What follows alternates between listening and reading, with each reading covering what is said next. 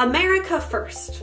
I'm Helena Haber, and this is America's biggest challenge in the world, and I'm going to show you why. Many Americans have the America first mindset.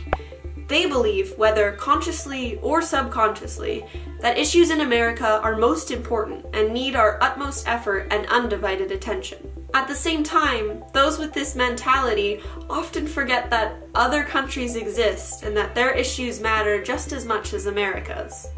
To illustrate this mindset, I did a little of my own research. I went to the streets of downtown Phoenix and I asked people 2 questions. 1, can you name as many domestic issues that America is facing today?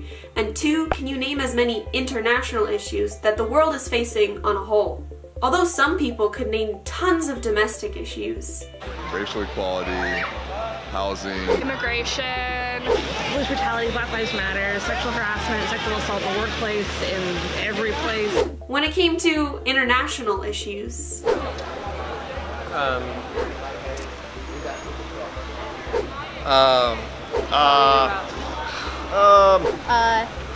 trying to think of what else.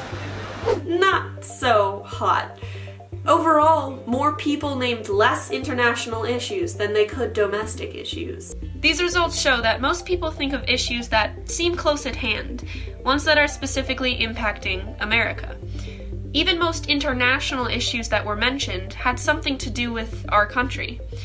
Since people are exposed to mostly local and national stories, it's pretty easy to only think about domestic issues rather than what's happening on a global level. Fortunately, there are ways we are combating this America First mindset. Specifically in my community, people are changing this mindset through education. I talked to an ASU representative and a professor of law and my freshman history teacher to talk about how education is changing this mindset. A global citizen is one that views the U.S. comparatively, both in its great achievements as well as the things that it has not yet fully achieved or not done as well. And I think ASU is a place that has really promoted international students and promoted international partnerships and educational opportunities for students, study abroad, exposure to research around the world, because we value and appreciate diversity and diversity of opinion, diversity of perspective, and know that just one viewpoint is rarely the right one. Is going to get it right. So need alternative perspectives to really see a problem in its completeness, and then be able to tackle or solve that particular problem. And I think we all have to recognize that the U.S. is not isolated. Everything that happens around the globe affects us, whether it's weather, international economics, migration patterns, war, frankly, and conflict. All of those types of issues are going to affect us no matter what, and we need to engage with the world to address those global challenges. Can we really understand what it would be like to wake up in the morning, not be able to take a shower, not be able to have easy access to water, to have to walk to go and get it? And so I think what I try to do in class is to bring those 2 worlds as close together as I can, so to foster some sort of understanding, because I think that we're so privileged here for the most part, and we have blinders on. We don't have any idea how the rest of the world is living.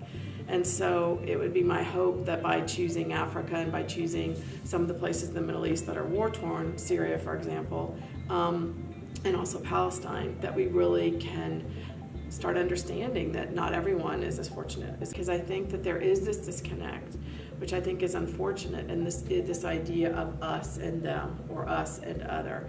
And I really think that in order for there to be progress with humanity, we have to stop looking at the world as first world, third world, us, them, and really look at the world as we're all in it together.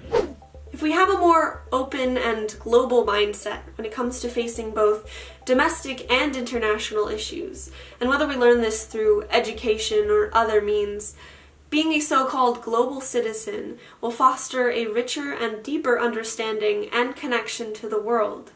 Through this, America has a greater capacity to learn and grow as a country.